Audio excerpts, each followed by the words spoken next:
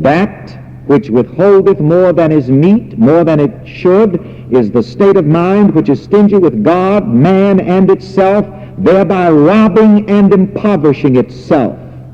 It is the withholding consciousness, withholding its good rather than releasing it correctly to the multiplying action of the infinite economy, the economy which does not economize. There's a phrase here which I'm picking out of the lesson sheet. I'm changing a word. The prospering action of the infinite economy. Say that with me. Say that again.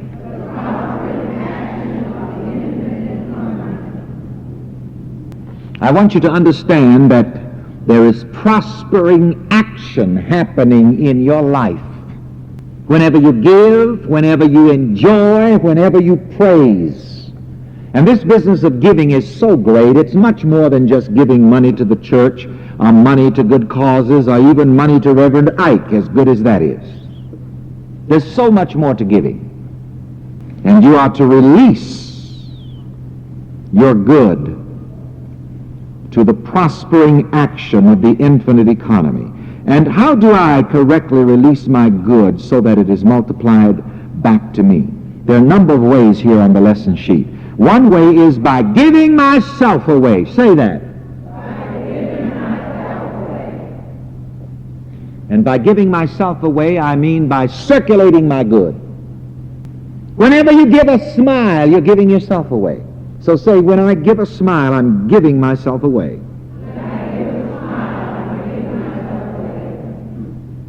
Say it again. When I give an honest handshake, I'm giving myself away. When I give a word of encouragement, I'm giving myself away.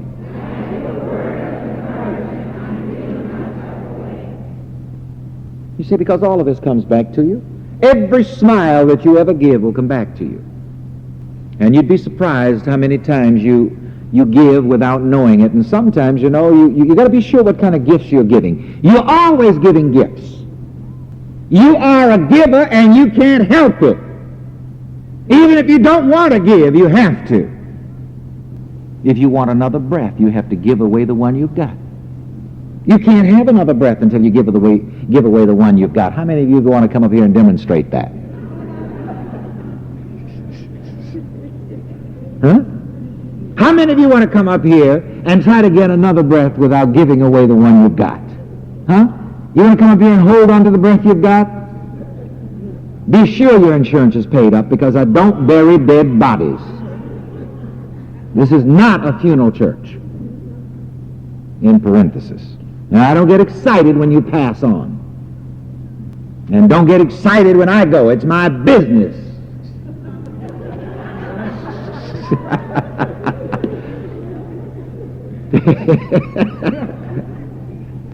I'll stay here as long as I want to, and when I get ready, I'm going. Shouting all the way. No crying behind me. Don't bring any hearse around. Bring a money truck. No flowers. Money to keep the work going. How did I get onto that now? What was I saying? Oh, yes, you have to give away the breath you have before you can have another one. And you can have just as much air in your lungs as you will accept. But you have to give it all away if you want another breath. If you only give half of your breath away, you can only get a half a breath.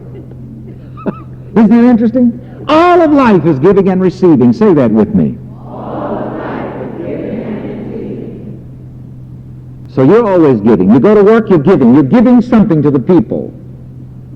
You take something to your office that you don't see. People get things from you that you don't see and they don't see. But sometimes the air becomes so thick they'll come to you and tell you, honey, you sure got up on the wrong side of the bed this morning. So you don't want to go around giving black clouds of gloom and doom and depression. The Bible says, he that seeks to save his life shall lose it, and he that loses his life for my sake shall find it. If you hold on to your good, you'll lose it. But if you go around giving yourself away, giving of your encouragement, giving of your smile, giving of your joy, giving of your optimism, oh, you will truly find life. You will truly find the joy of living.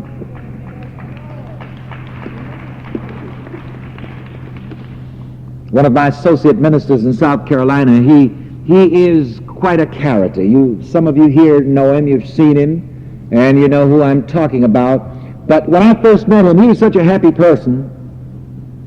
He'll speak to you and you'll just go to laughing. He'll say, "Hey, Baba!" Sounds funny to me, so I'll just start laughing. And way back in South Carolina, when I would preach until midnight and we would get in until about 1 a.m. in the morning and so on, I'd sit down and talk to him and his wife while we were eating fried fish. And he would just keep me laughing. And I got so, whenever I needed just to laugh, I'd just go where he was, or call him up and say, "Come over here." And finally, when I came to New York and I didn't get to be with him and his wife as much as I had been before, I had a company credit card issued to him so that whenever I wanted to laugh, I could get on the phone and say, "Take a plane." And he and his wife and sometimes some of his 40 children would meet me in different cities and we would just laugh. And I am sure to this day he probably has never consciously thought of what he gives to me. You see, even when I think about him, he's still giving joy to me. I laugh about it. I feel good about it. So I'm going to ask you, what unconscious, subconscious gifts do I give? What unconscious, subconscious gifts do I give? Say that and write it.